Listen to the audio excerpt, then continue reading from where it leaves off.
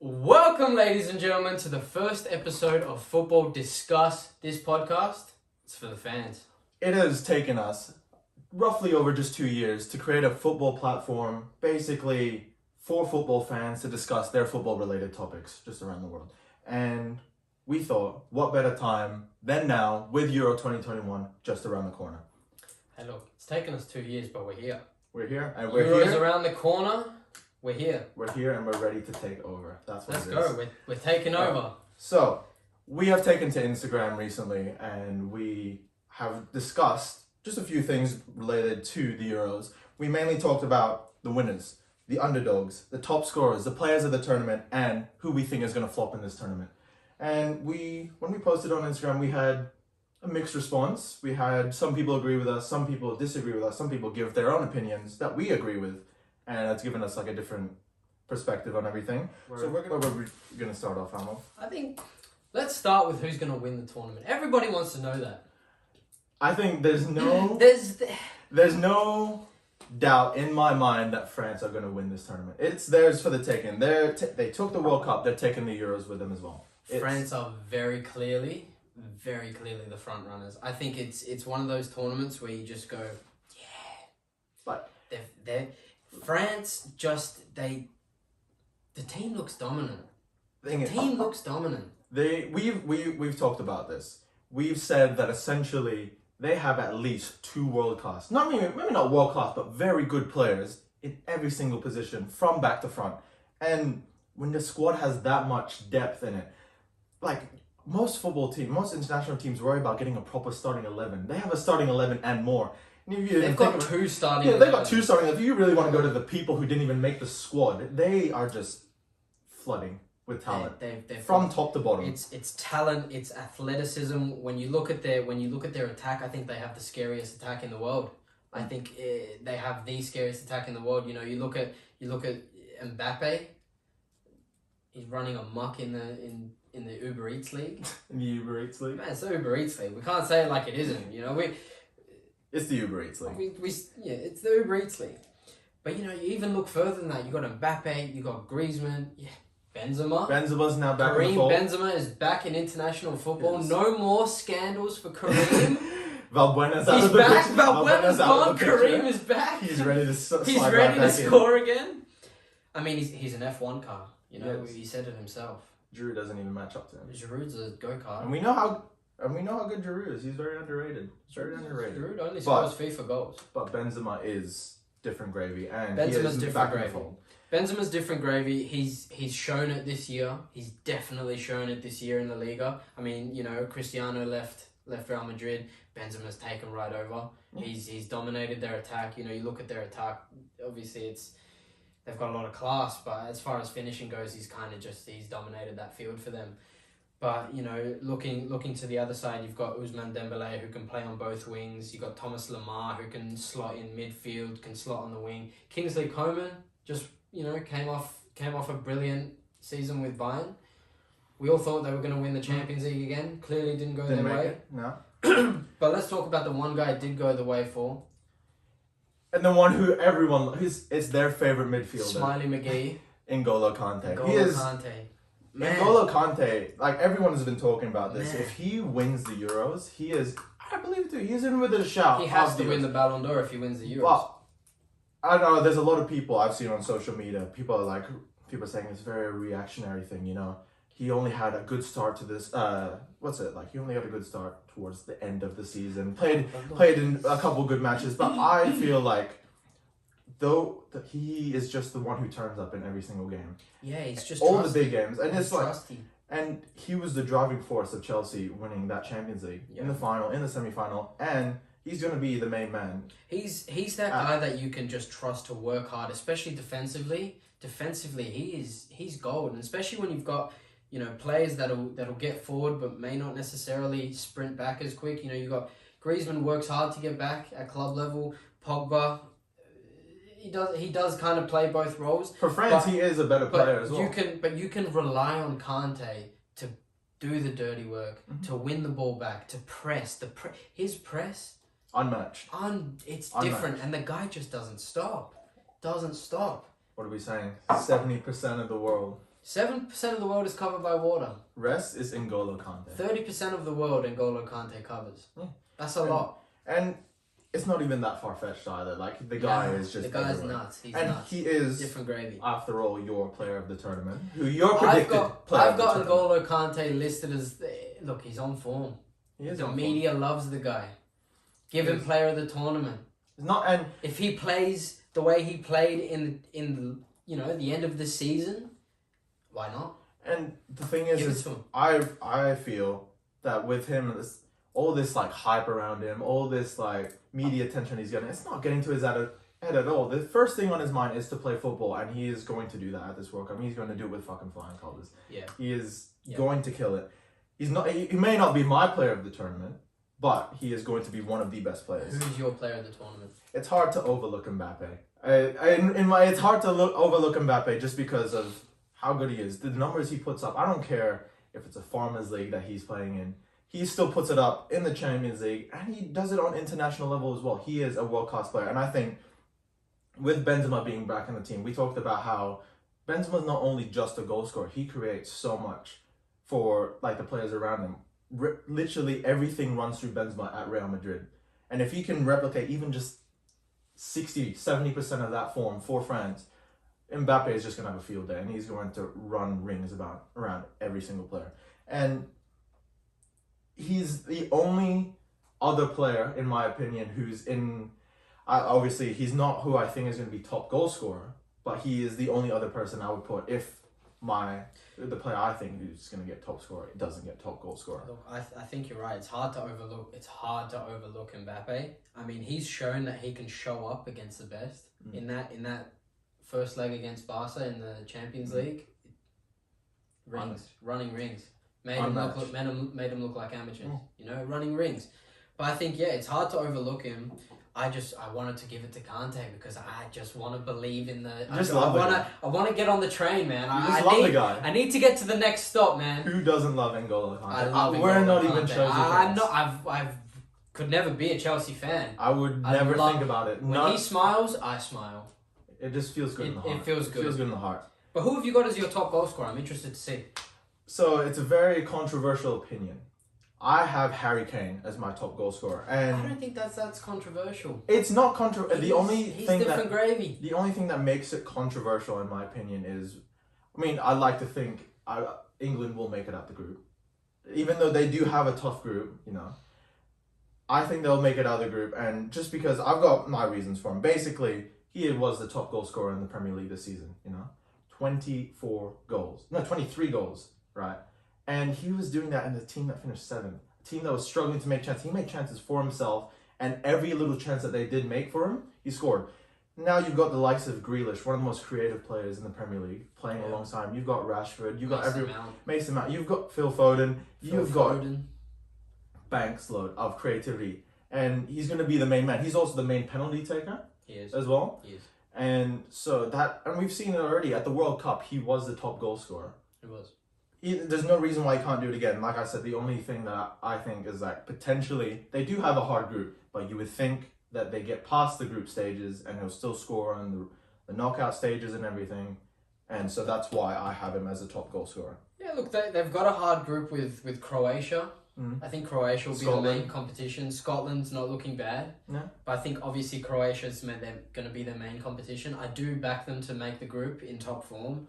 I think if they can link up, and if they can keep shape defensively, because they've got all these young players, if they can work together defensively, I think they'll go far in this tournament. Do you think with all these latest injuries coming up, with Arnold getting injured, with Henderson not fully fit, these little things, that also adds to the fact why I worry a little bit for England. You know me. I wouldn't. I hate to say it to you Liverpool fans, but I wouldn't put Alexander-Arnold in a first 11. I wouldn't put Henderson in the first 11. Roy Keane, I hear you. What does he bring? He's half injured. He's got no techers. What does he bring? He's been playing centre-back all year. What does he bring? We just had a bunch of Liverpool fans click off the stream just from this. But you know what? I agree with you. But yeah, tell me though, who do you think's going to flop? Who do you think, they might make it out of the group, but So I feel even though they have a good defense, they've got a pretty good world-renowned players. I don't think Netherlands are going to make it that far in the whole Euros. I feel I've got my reasons for them. For one is that they have no Van Dijk.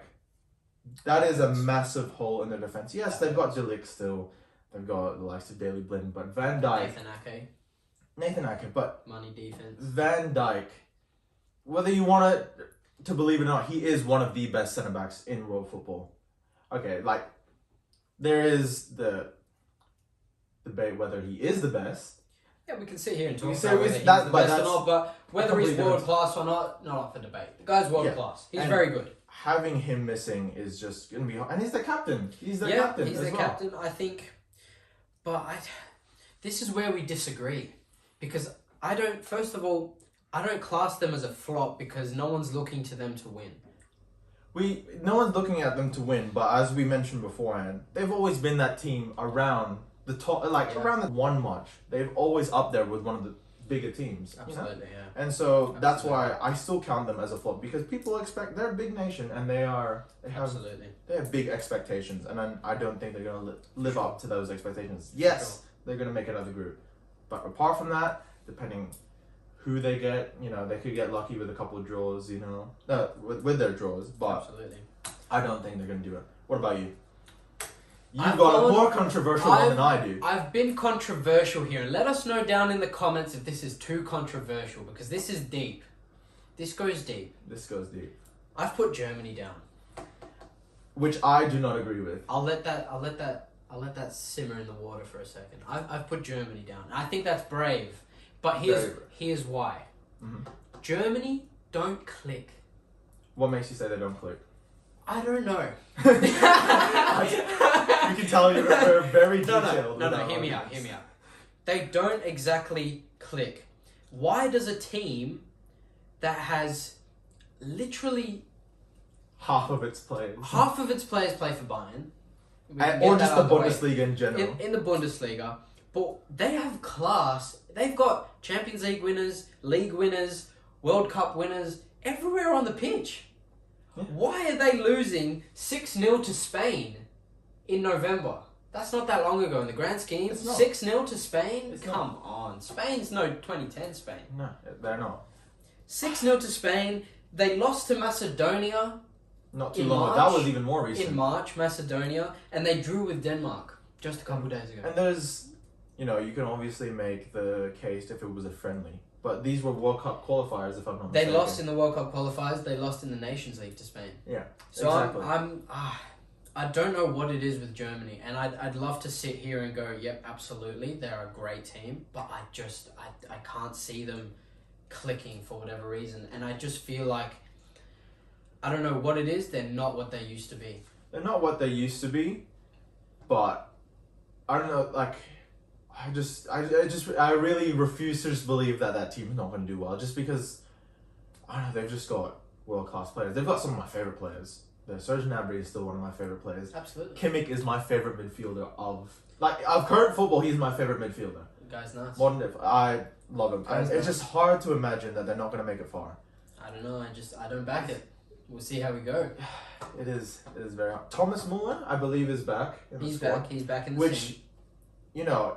when he was regular in the German national team, in the World Cup when they won it, he was their top goal scorer. He is a big asset. Him coming back. And I just think you can't rely on him as a goal scorer. you can't rely on him as a goal scorer, but that's the thing about Thomas Muller, which is so great, is he is more than a goal scorer. He makes Bayern tick. I believe he nearly broke the record. He did break the record, the Bundesliga record for most assists in a season. So the guy.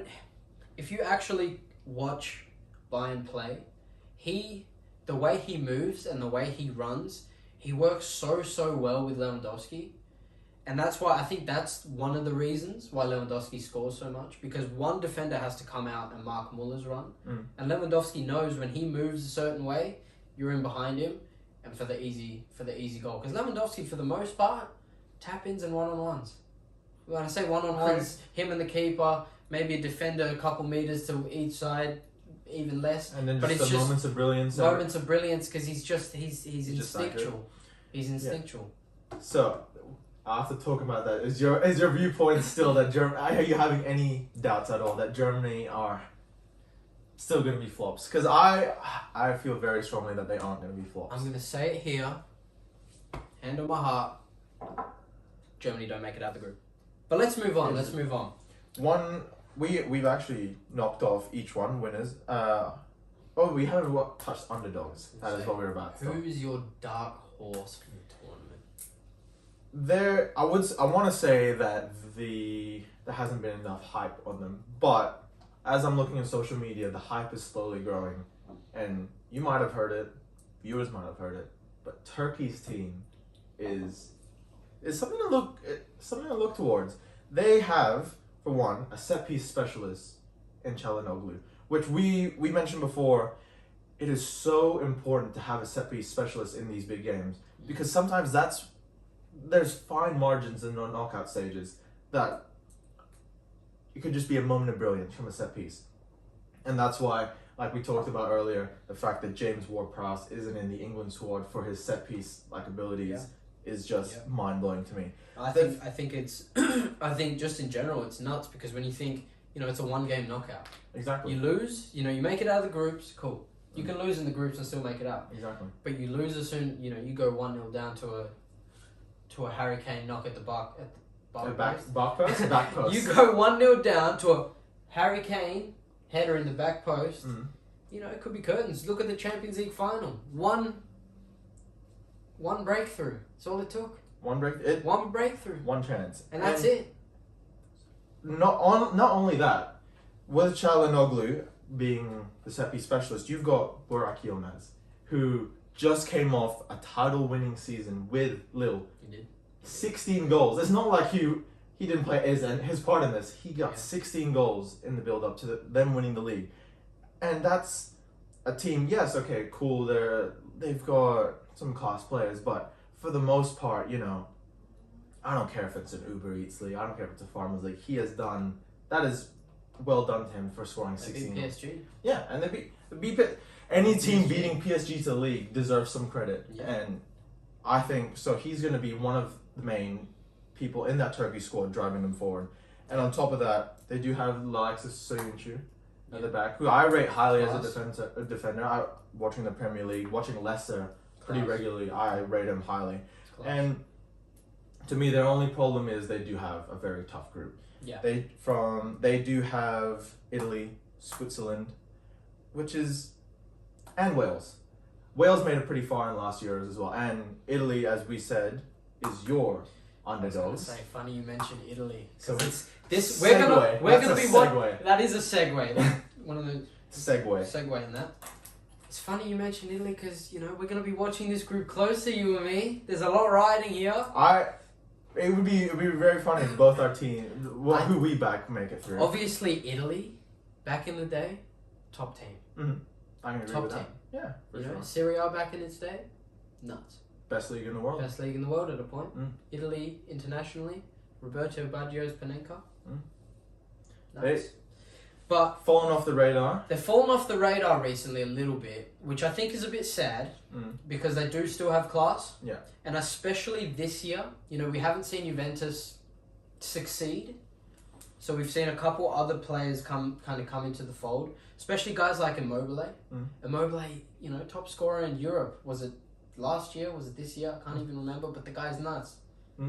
They've quietly nuts. You got players like Barella. He's kind of I rate Barella. He'll do anything. I say this he's just a good player. Barella fits in those group of players that's just good at everything. Yeah. The Marcus Llorentes, Yeah. the N'Golo Kantes, Yeah. he fits in that where he's just good at everything. Just a good player. And you look at guys because Barella, Chiesa, they're all younger guys. They're coming through. Chiesa is someone I rate highly. Chiesa's, he's been.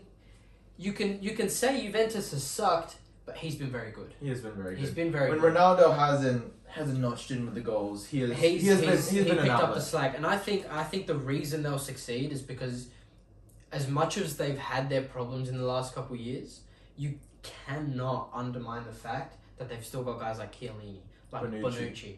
Donnarumma's been around a couple of years now. They've got these experienced guys, like really, really good players. And I think they might just be able to sneak past a couple people. And the thing is, like we were saying, where obviously football in the knockout stages of a big tournament is very thin margins, right? Could go anyway. Thin margins, and no matter which Italian team we're talking about, they've always been built on a solid defense. It is hard to break that down. They go 1-0 up.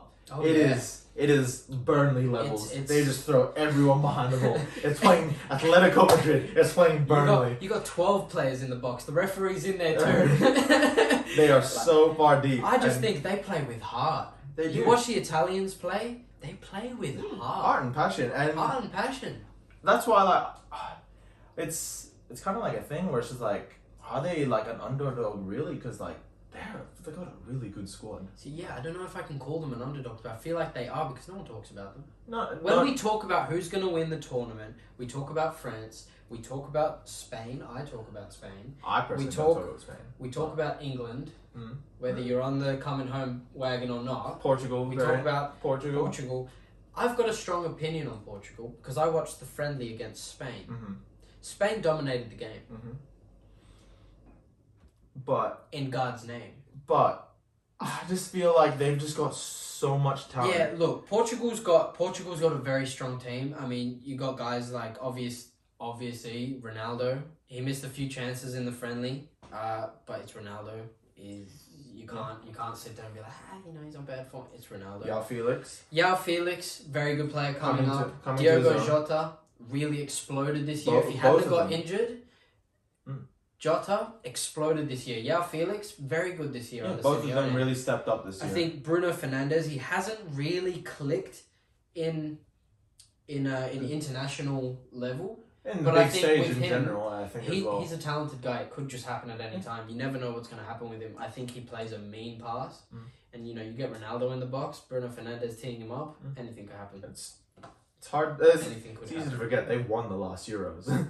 Yeah, they did. A worse squad than they have now. They won the last one. Against a France that's not too different from the France we see today. No. But obviously you're lacking Mbappe's and whatnot. But they have what it takes to actually... Definitely. When you have... I feel like they... with Portugal, I feel like even though they're not a good team... Well, they are a good team, but working as a team, even though they're not cohesive as a team... They've got enough players individually that can just create a moment just like that. Just pure individual talent and just pure moments of magic. Yeah. That will just get them through. And that's... If we're gonna talk about Portugal, we have to talk about Spain as well. You have your strong opinions on Spain. I don't have strong opinions on Spain. I've got strong opinions on Spain because obviously I love Spanish football. Right. I think Spanish football, by far the most beautiful football in the world. Anyone who disputes that, chat to me in the comment section. We can go all night. I'll fall asleep every now and again watching a La Liga game, but that's besides the point. You're tired. But Spain have a strong team. Spain have a strong team. It's a young team. It's a hungry team. You look at guys like Llorente. Llorente can change a game. If they play Llorente higher up the pitch than right back, Llorente can change a game. He can. He takes the game by the top of the net. He takes the game by the balls and plays good balls. That is actually perfectly put down. That's all I'll say about Llorente, but I'll say more because he's I rate Llorente. He's really, really good. I said Kimmich earlier. Llorente is Here's my other point. Pedri. I haven't seen much of Pedri besides for FIFA 21. He kills it for me in FIFA career mode with the Real Sociedad career mode. Besides that, I don't know. You had to bring that up. Besides that... This is really like a Cal Freezy level QPR career mode. This is where it starts. This is where it is. That's as far as my knowledge of Pedri goes. Pedri's 18 years old and he's burst onto the scene of Barca. He's played the most minutes at Barca this season. That's crazy for an 18-year-old. Nuts. Unseen. I think Spain's issue, because they've got a strong midfield, Sergio Busquets pulling the strings, you got guys like Koke, you got guys like Llorente, you've got Gerard Moreno now, was on fire in the Europa League, so loss. Alright. We don't talk about that. Take a moment. We don't talk about that. Have a drink, take a moment. There's no more water. That's alright.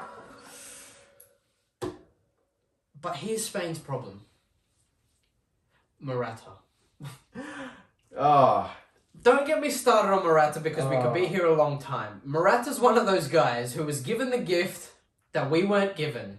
Amazing movement. He's perfectly athletic. He's quick. He's strong.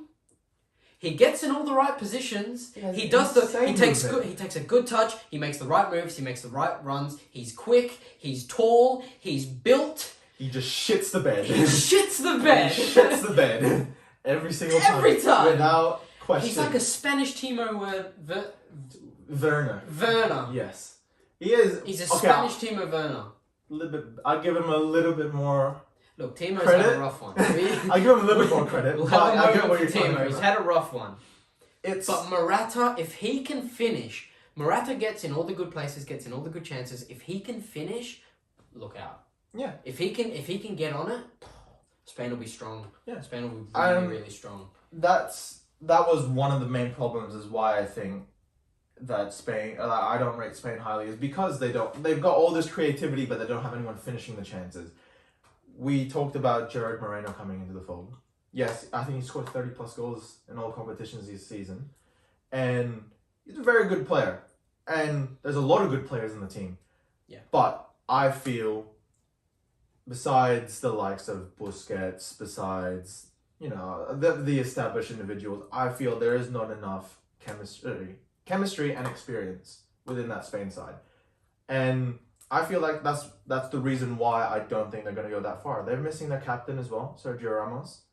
I just feel that, all these players are really good, but I think they're going to need time to gel together. I don't think this is their tournament.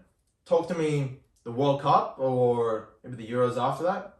Then we can actually think, they've got a tournament under their belt. They've got more friendlies, qualifiers. They've got more game time together. Then I think. That's a fair shout. That's a fair call.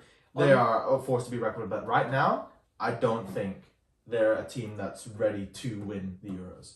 Or to go far in the Euros. Fair enough. I want to talk about Belgium because you said they don't have the chemistry. They haven't played together enough. This is their first tournament as a team in this format. Belgium has had the same golden generation or a similar team for, I want to say, 2 or 3, maybe 4 tournaments. We're talking Kevin De Bruyne. We're talking Eden Hazard. We're talking Thorgan Hazard. We're talking Big Red Rom.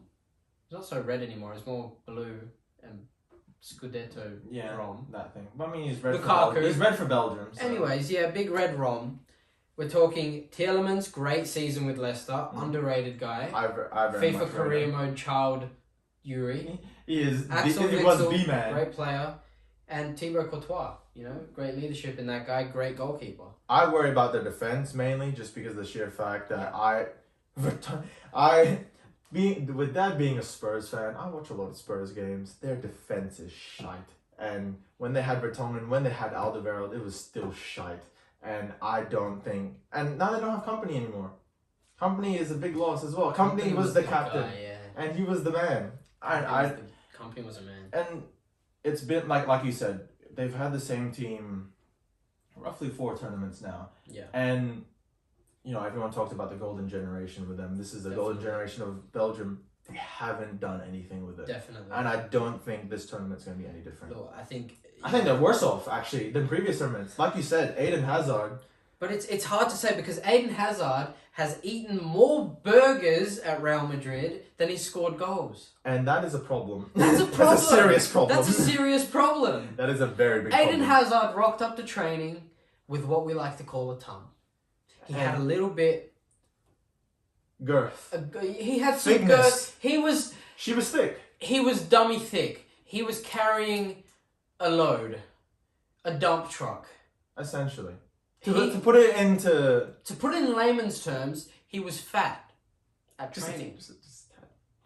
He came overweight. So what when we say more burgers than goals, Eden Hazard's attitude has not really been right. No, he obviously the guy makes 13 million euros a year. If I got paid 13 million euros a year, you can bet yourself I'm having more burgers than one. I'm eating good. 13 million euros a year I'm is eating a lot. good. put me on the pitch for like half that money. Give me- I'll give you a bit give more than what me- he's giving you. Give me €6.5 million. I might just be inclined to play some football. Just Maybe. just a tad. Just a little tad. bit. Just some football. You No, know, I'll not come some. on the pitch, Some football. play a diag, set you in course. If you don't finish it, that's your problem, not mine. Let me move on. Yeah, we move on. I wanted to ask you if it's coming home, but we think France is going to win, so No, and it's staying we're gonna keep it with France staying because across the channel. Yeah.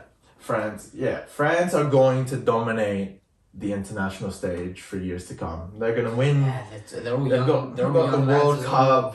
Cup. You know, the World Cup's next year. Technically, 2022. It's next year. After this, we've got a World Cup. They're gonna win that too, and they're just gonna dominate international football. Nuts. Watch the biggest upset happen, and they get knocked out of the group stages to Portugal and whatnot. Hungary tops the group. Exactly. Sends France and Germany packing. I have to say Germany. You put your foot down. I put my foot down here. I have to say Germany. They send France and Germany packing. They somehow get Portugal in round 1. They send them packing. They then get England in the next round. They send them packing. They get Belgium. They send them packing. They just play everybody once, and everybody loses. Euros 2020, baby. Anything can happen, baby. Anything can happen. But I think we're gonna wrap it up there. We've been covered- talking shite for I a don't little know. over 30 minutes. Little over That's a 30 lot of shite from us. Yeah. That's a lot of shite. We do tend to go on tangents. We do tend to waffle a lot. We But waffle hard. But to wrap things up, France is gonna win the Euros France are going to win the Euros. convincingly. Belgium are shite. Wow. So are Germany. Netherlands are going to be shite. So are Germany.